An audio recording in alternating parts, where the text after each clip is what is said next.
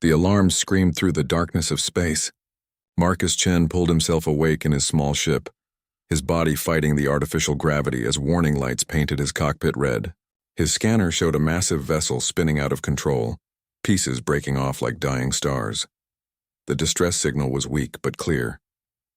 Royal ship, Zephyrian Empire, under attack. Marcus had been running supplies between the outer colonies for 3 years. He knew the smart thing was to keep flying. The Korthak raiders who attacked royal ships did not leave witnesses. They were known across the galaxy for their cruelty. When they took prisoners, especially royal ones, those prisoners wished they had died in the attack. But Marcus was human. Humans did not always do the smart thing. He changed course toward the dying ship. The massive royal vessel was beautiful even as it fell apart. Silver and blue metal twisted into elegant curves, but now those curves were broken.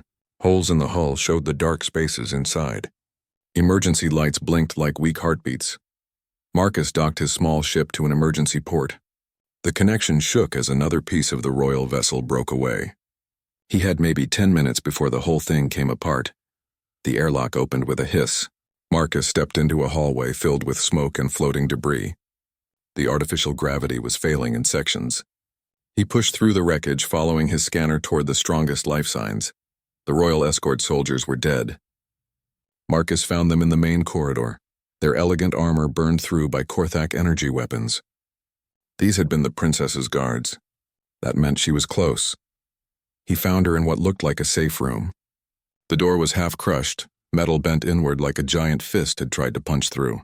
Princess Lyra Lee of the Zephyrian Empire sat trapped in the corner, her silver hair dirty with dust, her royal robes torn. She looked up when Marcus entered. Her eyes were large and blue, the kind of blue that reminded him of Earth's sky. Those eyes were afraid but not broken. She had not given up. Human, she said in accented standard. You should not be here. This ship is dying, that is why I am here, Marcus replied. He grabbed the twisted door frame and pulled. The metal groaned but did not move. The walls around the door were buckled. Soon this section would collapse completely. You cannot move that, the princess said. My guards tried. The metal is too thick and the frame is bent. Marcus looked at the twisted metal. She was right. No tool he had could cut through this fast enough. But as he studied the bent frame, he saw something else. The way the metal had twisted created a small gap at the top, just big enough for a person to squeeze through. But the gap was closing as the ship's structure failed. The ship shuddered. More metal groaned somewhere in the distance. They had minutes, maybe less. Marcus made his choice. He wedged himself into the gap between the twisted metal and the bulkhead. The sharp edges bit into his shoulders and back. He could feel his jacket tearing, then his skin. What are you doing? The princess asked. Becoming your exit, Marcus said through gritted teeth. He pushed his body deeper into the gap. The metal pressed down on him like the weight of a planet. Blood ran down his arms. Move, now. The princess stared at him. This human was using his own body to hold open her escape route. The metal that would crush the gap was instead crushing him. She could see the pain in his face, the way his muscles shook as tons of twisted steel pressed down on his shoulders and spine. But he did not move. He stayed in place, bleeding, his bones creaking under the pressure. Go, he whispered. His voice was weak now, but his eyes were still strong. Please, Princess Lyra Lee had never seen such courage. In her world, people died for honor or duty or glory. This human was dying for none of those things. He was dying simply because she needed to live. She squeezed through the gap Marcus had created with his body. His blood was warm on her hands as she climbed over him. She could hear his breathing, short and sharp with pain. Thank you, she whispered as she passed him. Marcus smiled even as more metal settled onto his back. Run, Princess. My ship is docked at Port 7. The codes are 447 Alpha. Get out of here, she ran. Behind her, she heard Marcus grunt as more weight came down on him. She did not look back. She could not. If she stopped now, his sacrifice would mean nothing. The princess reached his ship just as the royal vessel's power core began to fail. Emergency systems were shutting down section by section. She entered the codes Marcus had given her and the small ship came to life. As she pulled away from the dying ship, she saw the section where Marcus was trapped. The metal had finally collapsed completely. No one could survive that crushing weight. But then the scanner showed something impossible. A life sign. Weak but steady. Somehow Marcus was still alive. The Zephyrian rescue ships arrived just in time. They cut through the wreckage with advanced tools and found Marcus still wedged in the gap. His body was broken in a dozen places, but he was breathing. Barely. As they carried him to the medical ship, one of the rescue workers shook his head in amazement. No other species in the galaxy could have survived what this human had just endured. The Zephyrians were elegant and intelligent. The Korthak were savage and strong. But humans were something else entirely. They were stubborn enough to refuse to die when someone needed them to live. Marcus opened his eyes to soft blue light and the hum of advanced medical equipment. His body felt different, stronger. The crushing pain in his back and shoulders was gone. He tried to sit up and found he could move without the sharp agony he remembered. "Where am I?" he asked the empty room. "You are in the Royal Medical Center on Zephyr Prime," said a voice. Marcus turned to see a tall figure in elegant robes entering the room. The being had the same blue eyes and silver hair as the princess, but her face was older, marked with lines that spoke of wisdom and power. "I am Queen Valorith, mother to Princess Lyreley. You saved my daughter's life."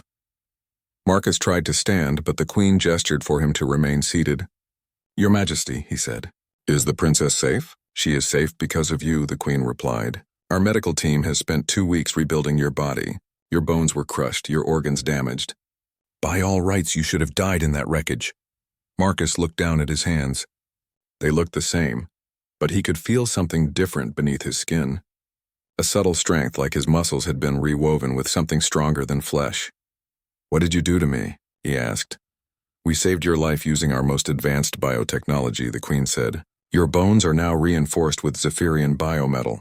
Your organs have been enhanced to function more efficiently. You are still human, but you are also something more." Marcus flexed his fingers. He could feel the strength in them now, controlled but immense. "Why?" he asked. "Why go to such trouble for a human?" "Because of what you did," the queen said. Her voice became formal, heavy with ceremony. "You used your own body to save royal blood. In our ancient laws, this creates a life debt of the highest order. I do not understand," Marcus said. The queen walked to the window that looked out over the capital city of Zephyr Prime. Towers of crystal and metal stretched toward the stars, beautiful and impossible. "The life debt is our most sacred law," she said. "When someone saves a member of the royal family by risking their own physical body, they become bound to our house." "Bound?" Marcus asked. The word made his stomach tighten. "You cannot leave our world or our service," the queen explained. "The biotechnology we use to save you includes tracking elements. They are woven into your very cells. If you try to leave Zephyr Prime or refuse our commands, the technology will shut down your enhanced organs." Marcus stood up slowly, his new strength flowing through him like electricity. "So you saved my life to make me your prisoner?" "Not prisoner," the queen said. "Guardian. The life debt makes you a protector of the royal house. It is an honor that has not been invoked in 300 years. An honor I never asked for," Marcus replied. The queen turned back to him. Her blue eyes were cold now, distant as winter stars. "You used your body to save my daughter. The law is clear. The debt is binding." The door to the medical room opened and Princess Lyreley entered. She looked at Marcus with a mixture of gratitude and guilt. "I am sorry," she said. "I did not know about the binding when I accepted your help." "You had no choice," Marcus said. "You were trapped and now you are trapped as well," the princess said sadly. The queen stepped between them. "The binding is not a trap. It is a sacred trust. Marcus Chen, you will serve as my daughter's personal guardian. You will protect her with the same courage you showed in that dying ship." Marcus looked around the medical room, then out the window at the alien city beyond. Everywhere he looked, he saw beauty and technology far beyond anything humans had achieved. But he also saw bars on a very elegant cage. "What if I refuse?" he asked. "Then you will die," the queen said simply. "The bioenhancements that saved your life require constant maintenance that only our medical systems can provide. Without them, your enhanced organs will fail within days." Marcus sat back down on the medical bed. He understood now. They had not just saved his life. They had made it impossible for him to live anywhere else. The princess looked at her mother with something that might have been anger. "This is not right," she said. "He saved me willingly. He should be free to choose his own path." "The law does not ask what is right," the queen replied. "It asks what is sacred. The life debt has been invoked. It cannot be undone." Marcus looked at the princess, then at the queen. Finally, he spoke. Your Majesty, what exactly do you know about humans? The Queen seemed surprised by the question. You are a young species, primitive in many ways, but surprisingly resilient. Your technology is crude compared to ours, but you seem to survive situations that would kill more advanced species. Marcus smiled, but it was not a happy expression. That is what I thought you would say. Your Majesty, you have just bound yourself to something you do not understand. Humans do not like to be caged, even in golden cages. We have a habit of finding ways out of impossible situations. The Queen's eyes narrowed. Is that a threat? No, Your Majesty, Marcus replied. It is just what humans do. We adapt, we survive, and we never stop looking for freedom. As the Queen and Princess left him alone in the medical room, Marcus looked down at his enhanced hands again. They had saved his life and made him stronger than any human had ever been, but they had also made him a prisoner. The Queen was right about one thing. Humans were surprisingly resilient. They were also surprisingly clever when it came to breaking chains, no matter how beautiful those chains might be. Marcus's first day as Princess Lyralei's guardian did not go well. The royal court watched him with a mixture of curiosity and disgust as he walked through the crystal halls of the palace. His simple human clothes looked rough next to their flowing robes and elegant jewelry. Why does the princess need a human bodyguard? One noble whispered loudly enough for Marcus to hear. They have the finest security systems in the galaxy. Perhaps the Queen wishes to keep a primitive species as a curiosity, another replied. Like keeping a dangerous animal for entertainment? Marcus said nothing. He had learned long ago that the best way to deal with insults was to prove them wrong through actions, not words. The princess tried to make his transition easier. She showed him through the palace, explaining the customs and protocols. But Marcus was not paying attention to manners. He was studying the security systems. The Zephyrian security was impressive. Energy shields, motion sensors, automated defense systems. Everything was connected to a central computer that monitored every corner of the palace. It was elegant and efficient like everything else in their society. It was also predictable. 3 days into his new role, Marcus proved his point. The princess was attending a formal dinner in the Great Hall. The room was filled with nobles and diplomats, all dressed in their finest clothes. The security system showed no threats. All sensors were clear, but Marcus noticed something the sensors missed. One of the servants was moving wrong. His steps were too careful, too measured. His eyes swept the room like he was counting exits, not looking for empty glasses to fill. Marcus moved closer to the princess.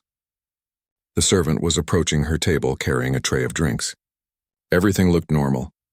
The security system detected nothing unusual. The servant reached the princess's table and offered her a glass of wine. As she reached for it, Marcus saw the tiny needle hidden in the servant's sleeve. Poison delivery system. Ancient technology, too simple for the advanced sensors to detect. Marcus grabbed the servant's wrist just as the needle was about to pierce the princess's hand. The room fell silent as Marcus twisted the man's arm, forcing him to drop the tray. The glasses shattered on the marble floor. What is the meaning of this? Demanded Lord Zeth, the head of palace security. You have assaulted an innocent servant. Marcus held up the servant's arm, showing the hidden needle device. Not so innocent, he said. The fake servant struggled, but Marcus's enhanced strength made escape impossible. Under questioning, the man revealed he was an assassin hired by unknown enemies of the royal house. The poison on his needle would have killed the princess within minutes. How did you know? The princess asked Marcus later when they were alone. Your security systems look for energy weapons, explosives, advanced technology, Marcus explained. But humans have been killing each other with simple tools for thousands of years. I know what to look for. The second assassination attempt came a week later. This time, Marcus spotted the danger during the princess's morning walk in the palace gardens. The gardener trimming roses moved with military precision. His hands were calloused in the wrong places for someone who worked with plants. Marcus tackled the princess to the ground, just as the fake gardener threw his pruning shears. The blades whistled through the air where her head had been a moment before. Hidden in the handle was a small explosive device that would have taken out half the garden. The third attempt was the most clever. During a state ceremony, Marcus noticed one of the honor guards was breathing wrong. Too fast, too shallow, nervous. But the man's credentials were perfect. His weapon was regulation, his position authorized. Marcus watched him carefully throughout the ceremony. When the guard shifted position to get a better shot at the princess, Marcus moved. He did not wait for proof. He did not ask permission. He simply acted. Marcus threw himself across the ceremonial platform, knocking the princess aside just as the guard fired. The energy blast meant for her chest struck Marcus in the shoulder instead. His enhanced body absorbed most of the damage, but the pain was incredible. Palace security swarmed the false guard, but he activated a suicide device before they could take him alive. In his final moments, he screamed something about the true heir and the rightful ruler. As medical personnel treated Marcus's wound, Princess Lyrelei knelt beside him. "Why do you keep risking yourself for me?" she asked. "You are bound to protect me, but not to die for me." Marcus looked up at her, his face pale from blood loss but his eyes clear. "Princess, I saved you the first time because it was the right thing to do. I keep saving you because I choose to. The binding has nothing to do with it." That evening, Lord Zeth apologized to Marcus for doubting his abilities. "Your primitive instincts seem to detect threats our advanced systems miss," he admitted. "How do you do it?" "Your systems look for what should not be there," Marcus explained. "I look for what is there but wrong. A servant who moves like a soldier. A gardener with fighter's hands. A guard who breathes like he is about to kill." "But how do you know these things?" Lord Zeth asked. Marcus smiled grimly. "Because humans have been trying to kill each other since we learned to pick up rocks. We know all the ways it can be done, and all the signs that someone is about to try." Later that night, as Marcus lay in his quarters recovering from his wound, he thought about the assassin's final words. Someone wanted the princess dead badly enough to send professional killers into the heart of the palace, and that someone had access to inside information about security protocols and ceremony schedules. The threat was not coming from outside the palace. It was coming from within. Someone in the royal court wanted Princess Lyrelei dead. Someone close enough to know her schedule, her routes, her security arrangements. Marcus closed his eyes and began to think like a human. Not like a sophisticated Zephyrian with their elegant protocols and advanced technology, like a primitive paranoid human who assumed everyone was potentially dangerous. It was time to find out who in the royal court was trying to kill his princess, and when he found them, he would show them exactly how dangerous a primitive human could be. Marcus spent 2 weeks watching everyone in the palace. He studied their movements, their habits, their reactions when the princess was mentioned. He learned which servants had access to her schedule, and which nobles seemed too interested in her daily routine. Finally, he found what he was looking for. Lord Kale, the Queen's younger brother, always seemed to know exactly where the princess would be and when. He asked too many questions about her security arrangements. And most telling of all, he was never surprised when assassination attempts failed. Marcus gathered evidence for 3 more days. Financial records showing payments to suspicious accounts, communication logs with known criminal organizations, meeting schedules that aligned perfectly with the timing of each attack. When Marcus was certain, he went to the Queen. He found her in her private study, surrounded by reports from across the empire. She looked up when he entered, her blue eyes calculating. "Your Majesty," Marcus said, "I know who is trying to kill your daughter." The Queen set down her reports. "Tell me." Marcus laid out his evidence. The financial trail, the communication records, the convenient timing. All of it pointed to Lord Kale as the mastermind behind the assassination attempts. The Queen examined each piece of evidence carefully. When she finished, she looked up at Marcus with an expression he could not read. "You have done well, Marcus Chen," she said. "Better than I expected." Something in her tone made Marcus suspicious. "You already knew," he said. It was not a question. The Queen smiled, but it was cold as winter space. "Of course I knew. Kale has been plotting against my daughter for months. I have been watching him, gathering evidence, waiting for the right moment to act." Marcus felt anger building in his chest. "You knew someone was trying to kill your daughter and you did nothing?" "I did something very important," the Queen replied. "I watched you work. I studied how you think, how you react, how you fight. You have exceeded every expectation." Understanding hit Marcus like a physical blow. "You used me. You used your daughter as bait to test me." The Queen stood and walked to her window. "The life debt was not invoked by accident, Marcus. I researched you before we began your medical treatment. Your record as a mercenary, your skills, your psychology. I knew you were exactly what we needed." "Needed for what?" Marcus demanded. The Queen turned back to him. The galaxy is changing, Marcus. New threats are emerging. Pirates like the Korthak grow bolder every day. Political tensions between empires are rising. Traditional security methods are no longer enough. She walked closer to him, her voice becoming more intense. But humans are different. You think in ways we cannot predict. You fight in ways our enemies do not expect. You survive situations that should kill you and find solutions to impossible problems. Marcus began to understand. You want more humans. I want an elite unit of human guardians, the Queen confirmed. Bound to the royal house, enhanced with our technology. Trained to protect my family with the same ferocity you have shown. You are the prototype. Marcus sat down heavily in a chair. So the life debt, the binding, the medical treatment, all of it was planned. Not planned, the Queen said. Prepared for. When my daughter's ship was attacked, I saw an opportunity, a human willing to sacrifice himself for someone he barely knew. That kind of person was exactly what I needed. Marcus looked up at her with new understanding. And if I had not survived the rescue, then you would have died a hero and I would have found another human to test, the Queen said without emotion. But you did survive. You proved that humans are even more valuable than I hoped. The door to the study opened and Princess Lyreley entered. She stopped when she saw Marcus's expression. What is wrong? She asked. Your mother has been using us both, Marcus said. The assassination attempts, my binding, everything. It was all a test. The princess looked at her mother with shock. Is this true? The Queen's expression softened slightly when she looked at her daughter. The threats against you were real, my dear. Kyle truly wants you dead so he can claim the throne. But yes, I also used those threats to evaluate Marcus's capabilities. You risked my life for a test? The princess asked in disbelief. I protected your life with the best guardian in the galaxy, the Queen replied. Marcus has proven that humans can provide security that our most advanced systems cannot match. Marcus stood up slowly. His enhanced muscles felt tight with controlled anger. Your Majesty, you may have bound my body to your service, but you do not own my mind. I understand now why you really want humans in your guard. Enlighten me, the Queen said. You do not just want our skills, Marcus said. You want our loyalty, not the artificial loyalty of the life debt, but the real loyalty that comes from choice. You want guardians who will die for your family not because they have to, but because they want to. The Queen nodded slowly. You understand perfectly, but you made a mistake, Marcus continued.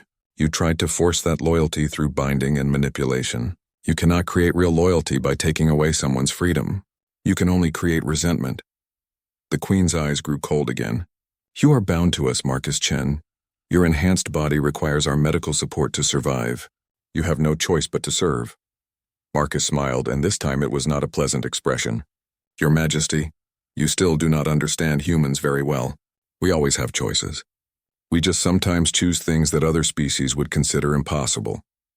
As Marcus left the Queen's study with Princess Lyreley following behind him, he began to plan. The Queen wanted an army of human guardians bound to her service. But Marcus was going to give her something different. Something better, something that she would only get if she learned to trust rather than control. He was going to show her what humans could really do when they chose to fight for something they believed in. Marcus waited 3 days before making his move. He spent that time thinking, planning, and most importantly, talking to Princess Lyreley about what it meant to choose your own path. On the 4th day, he walked into the Queen's private study without permission. She looked up from her reports, her expression showing both surprise and anger at his rudeness. Your Majesty, Marcus said, I have a proposal. You forget your place. The Queen replied coldly, You are bound to serve, not to negotiate. That is exactly what I want to negotiate, Marcus said. My freedom, and the freedom of any other humans who might join your guard. The Queen set down her reports and studied him carefully. You would risk death to be free of your binding? No, Your Majesty, Marcus replied. I would risk death to prove a point. But I think you are too smart to waste a valuable asset over pride. Speak your proposal, the Queen said. Marcus moved closer to her desk. Release me from the life debt. Remove the medical controls that keep me bound to this world. Give me the choice to leave or stay, and in return? The Queen asked. In return, I will help you build your human guard, but not as slaves bound by ancient laws. As volunteers who choose to serve because they believe in what they are protecting. The Queen leaned back in her chair. You would give up your freedom to help me enslave others of your kind? I would give up my freedom to prove that you do not need slavery to earn human loyalty, Marcus said. But the choice to stay must be real. No binding laws, no medical controls, no threats. Just honest service in exchange for honest respect. The Queen was quiet for a long moment. And if I refuse? Then you will have one bitter human guardian who obeys because he has no choice, Marcus said. And when other humans learn how I was treated, you will never recruit the volunteers you really need. Before the Queen could answer, alarms began blaring throughout the palace. Emergency lights flashed red and the sound of energy weapons echoed from the main corridors. Lord Kale had finally made his move. Palace guards were fighting rebel forces in the central courtyard. The Queen's brother was attempting a coup, using the confusion to seize the throne and eliminate all threats to his power. Your Majesty, Marcus said urgently. Where is the princess? In the secure wing, the Queen replied, moving toward her emergency communication console. She should be safe there. Marcus was already moving toward the door. No, she is not. Kale would not start this attack without a way to reach her. He has inside help. Marcus ran through the palace corridors as battles raged around him. He passed groups of loyal guards fighting Kale's rebels, but he did not stop to help. His only concern was reaching the princess before her uncle's assassins did. He found the secure wing in chaos. Several guards lay dead on the floor, killed by weapons that should not have been able to penetrate the security systems. Kale's people had help from someone with high-level access codes. Marcus followed the sounds of fighting deeper into the secure area. He found Princess Lyrelei backed into a corner of her private chamber, defending herself with a ceremonial sword against 3 armed attackers. She was skilled, but she was outnumbered and her weapon was no match for their energy rifles. Marcus did not hesitate. He launched himself at the closest attacker, using his enhanced strength to snap the man's neck before he could turn his weapon. The second attacker fired, but Marcus was already moving. The energy blast burned through the wall where he had been standing. The third attacker was smarter. He grabbed the princess and held his rifle to her head. Stay back, human, or she dies. Marcus raised his hands and stepped back. Easy, he said. No need for anyone else to get hurt. The attacker smiled. Lord Kale sends his regards, princess. Your reign ends today. That was when Marcus showed him what humans meant by tactical thinking. While the attacker's attention was focused on his threats, Marcus had been moving slowly to position himself near a fallen energy rifle. As the man prepared to fire, Marcus dove for the weapon. The attacker turned to shoot Marcus, giving Princess Lyrelei the opening she needed. She drove her ceremonial sword into the man's side just as Marcus fired the energy rifle. Between them, they brought down the last assassin. Are you hurt? Marcus asked, helping the princess to her feet. I am fine, she replied. But Marcus, the attack is not over. My uncle will have more forces coming. Marcus nodded. Then we need to end this before he can regroup. Princess, can you contact the remaining loyal guards? Yes, but our forces are scattered. Kale has the advantage. Not if we use human tactics, Marcus said with a grim smile. Gather your forces in the main throne room. I will bring Kale to you. What Marcus did next became legend among the palace guards. Instead of fighting defensively, he went hunting. He stalked through the palace corridors, using his enhanced abilities and human cunning to turn the hunters into the hunted. One by one, he eliminated Kale's key supporters. Not through direct combat, but through ambush, misdirection, and the kind of psychological warfare that humans had perfected over centuries of conflict. He turned their own communication systems against them, fed them false information, and made them so paranoid that they began shooting at their own shadows. When Kale finally reached the throne room with his remaining forces, he found himself facing not just the princess and her guards, but a human who had systematically destroyed his rebellion using tactics the Zephyrian Lord had never imagined. The final battle was brief. Kale's demoralized forces broke quickly when faced with coordinated resistance. The would-be usurper himself was captured alive, though he seemed almost relieved to be taken prisoner rather than face Marcus again in the dark corridors of the palace. Later, as the palace was secured and order restored, Queen Valorith met with Marcus in the throne room. Princess Lyrelei stood beside her, both of them looking at the human who had saved their dynasty. Your proposal, the Queen said. I accept it. Marcus looked surprised. Just like that? You proved your point, the Queen replied. Bound service gave me one effective guardian. Chosen service gave me a protector who saved my entire kingdom. The life debt is hereby dissolved. Your medical enhancements will be modified to function independently. And the human guard unit? Marcus asked. We'll be recruited as volunteers, the Queen said. No binding laws, no medical controls. Just honest service for honest respect, as you said. Marcus nodded slowly. And my choice? Do I stay or go? Princess Lyrelei stepped forward. That is entirely up to you, Marcus. You are free to choose your own path. Marcus looked around the throne room, then at the princess and queen. He thought about his small ship waiting in the palace docking bay. He thought about the freedom to travel the galaxy again, to go wherever he wanted. Then he thought about the princess fighting 3 assassins with a ceremonial sword. He thought about the queen trusting him enough to dissolve ancient laws. He thought about the possibility of building something new and important. I choose to stay, Marcus said. Not because I have to, but because I want to. You gave me something I never had before. A family worth protecting. 6 months later, Marcus stood in the palace training yards watching the first class of human royal guards. They had come from across the galaxy when word spread that the Zephyrian Empire was recruiting human volunteers for an elite protection unit. The volunteers were former soldiers, security specialists, and adventurers who wanted to be part of something bigger than themselves. They trained with Zephyrian technology and human tactics. They learned to think like guardians, not just fighters.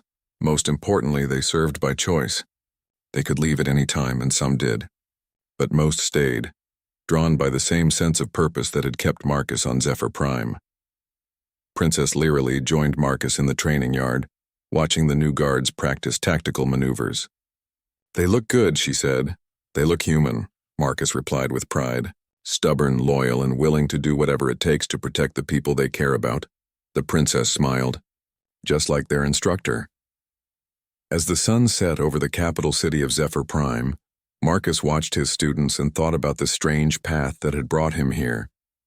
He had rescued a princess with his own body, been bound by ancient laws, and ultimately earned his freedom by proving that the best service came from choice, not compulsion. Now he was building something that had never existed before in the galaxy, a tradition of service based on respect rather than force, a bond between species based on mutual trust rather than political necessity. The galaxy was a dangerous place, full of threats that elegant technology could not always stop. But Marcus had learned something important during his time on Zephyr Prime. Sometimes the best defense against an uncertain future was not more advanced weapons or stronger walls. Sometimes the best defense was simply having someone willing to sacrifice everything to keep the people they loved safe. And humans, Marcus had discovered, were very good at that kind of sacrifice, as long as they chose to make it.